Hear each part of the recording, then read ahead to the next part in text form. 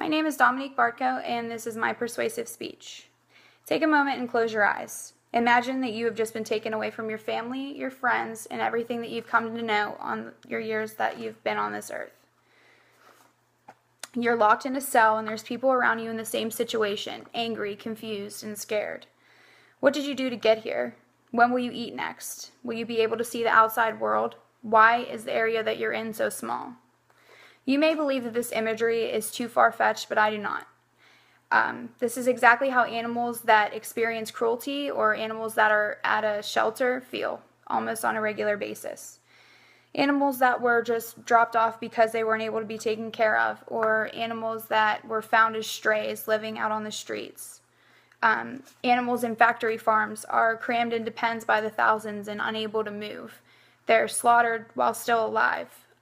They are treated unethically every day just because they're going to be slaughtered, but it's not right. A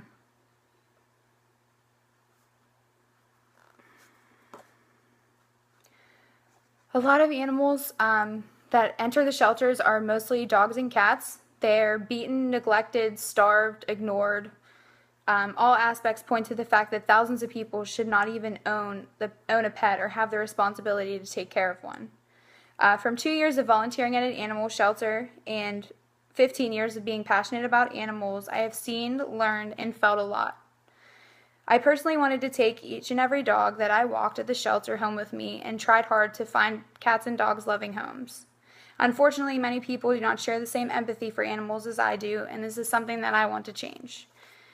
With the information that I'm going to present to you, I hope that you take in all of the cruelty that is bestowed upon animals in our society today. As I mentioned before, livestock, cats and dogs, horses, almost any animal that you could imagine, animals in zoos, animals at SeaWorld, they're all treated unethically and unnaturally. And I hope that by the information I present you, you want to make a step towards changing how we view the respect for animals in our society today. Now, as I mentioned before, not only animals in shelters are abused, but thousands are used for animal testing by companies for their products, and a variety of animals, and the variety of animals that are tested is very vast. It's truly disturbing the lack of respect that exists for the lives of animals who have the ability to feel pain, anger, jealousy, and fear, but they lack the ability to understand why they feel these things. According to the Humane Society, animal abuse cases can be categorized as follows. Most common victims are dogs and cats, horses, livestock, domestic violence, and then there's also legislative trends that I'm going to cover too. 7.6 million animals enter shelters every year. 3.9 million are dogs and 3.4 million are cats. Each year, 2.7 million animals in shelters are euthanized. This is because of the overpopulation in shelters, and also usually if the animals can't recover, they put them down. There's over 70 million stray cats and dogs in the nation, but it's really hard to keep track of those. Cats and dogs suffer from physical abuse. Many are beaten, burned, tortured, they're neglected, some are starved or dehydrated and ignored, and many are slowly abandoned to die a slow death. With such an overpopulation of both cats and dogs, it's difficult to control the cruelty they endure on a day-to-day basis.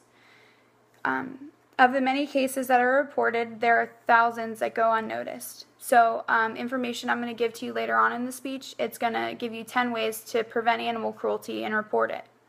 25% of the dogs that are abused are actually pit bulls and other larger breeds. This is because they're fought against each other for entertainment and money, and they fight till the death, which is really sick for entertainment. Imagine your dog being forced into a situation like that. I'm sure you couldn't even think about it. The American Horse Council states that Americans own more than 9 million horses nationwide.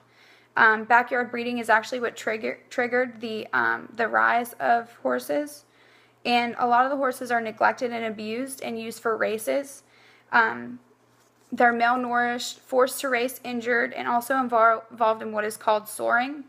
Soring is a process that used chemicals to burn the lower legs of horses, and this they then add chains and heavier hooves so that the horse has a stronger stride and also is able to be, I guess, the strength that they gained from soaring aids in the races. The Humane Society is also involved with investigations in slaughterhouses and factory farms, as I mentioned before. The abuse and unethical treatment in these places is outrageous. It's sickening. They slaughter the animals while they're still alive. They keep them crammed in pens. They feed them hormones so that they grow so large that their feet can't even support how heavy their bodies are. And they also die from infection and disease because of the overpopulation and the terrible living situations that they're placed in, and all of that we actually consume. So we're eating genetically modified food, hormones, and also animals that have diseases and infections. Factories are actually, they are able to escape cruelty laws because of how weak the cruelty laws are towards them.